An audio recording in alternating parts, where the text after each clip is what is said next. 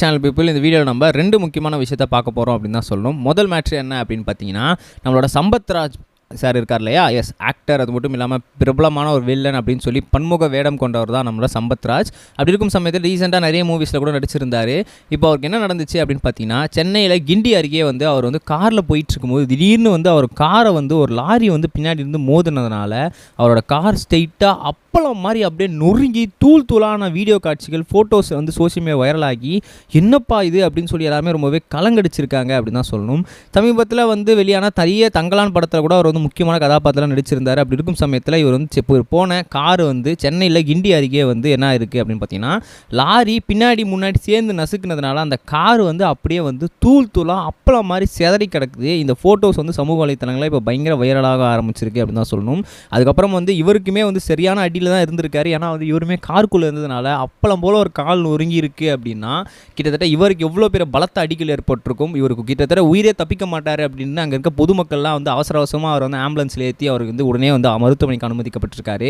உடனே ஒரு சில சிகிச்சைகள்லாம் பண்ணியிருக்காங்க. அதுக்கப்புறம் கொஞ்சம் சீரியஸாக தான் இருந்திருக்காரு. அதுக்கப்புறம் எல்லா சிகிச்சையும் முடிஞ்சதுக்கப்புறம் இப்போ நார்மல் ஆகிட்டார். ஒரு பிரச்சனையும் அவர் கிடையாது, எல்லாம் ஹெல்த்தாக தான் இருக்காரு அப்படின்னு சொல்லி அமைச்சிருக்காங்க.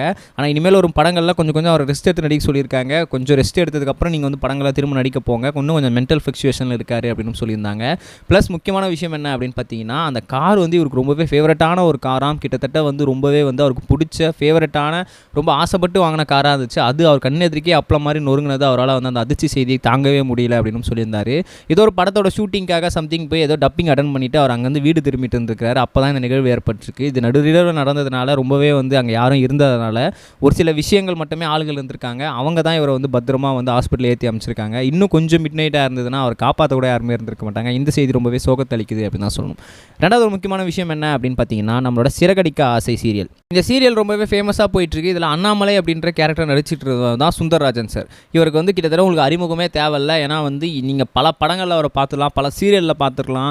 எல்லா இடத்துலையுமே ஒரு மெஜாரிட்டியான ரோலை ப்ளே பண்ணியிருப்பார். இவர் ஒரு ரோல் நடித்தார்னா அதை மாண்டி வேறு யாராவது அங்கே போட்டாங்கன்னா சுந்தர்ராஜன் சாரே போடுங்க அப்படின்னு சொல்கிற அளவுக்கு சூப்பராக நடிச்சிருப்பார். ஸோ இவரோட பர்சனல் டீட்டெயில்ஸ்ன்றது இது வரைக்கும் யாருமே வெளிவராதனால இல்லை. சமீபத்தில் அவரோட இன்ஸ்டாகிராம் ஐடியில் அவங்க ஃபேமிலியோடு எடுத்த ஒரு ஃபோட்டோஸ் போட்டிருந்தாரு. அந்த ஃபோட்டோஸ் பார்க்கும்போது ரொம்பவே சந்தோஷமாக இருந்துச்சு அப்படின்னு தான் சொல்லணும். ஏன்னா அவங்க ஃபேமிலி கூட அவர் சூப்பராக இருந்தார். அவங்க பையனாக இருக்கட்டும் சரி, அவங்க பொண்ணாக இருக்கட்டும் சரி, அவங்க கூட இன்னொரு 2-3 பொண்ணுங்க இருக்காங்க. ஸோ இவங்களாம் ரொம்பவே ஃபேமிலியாக கூட்டு குடும்பமாக இருக்காங்க அப்படின்றது ரொம்பவே சூப்பரான ஒரு விஷயமா இருந்துச்சு.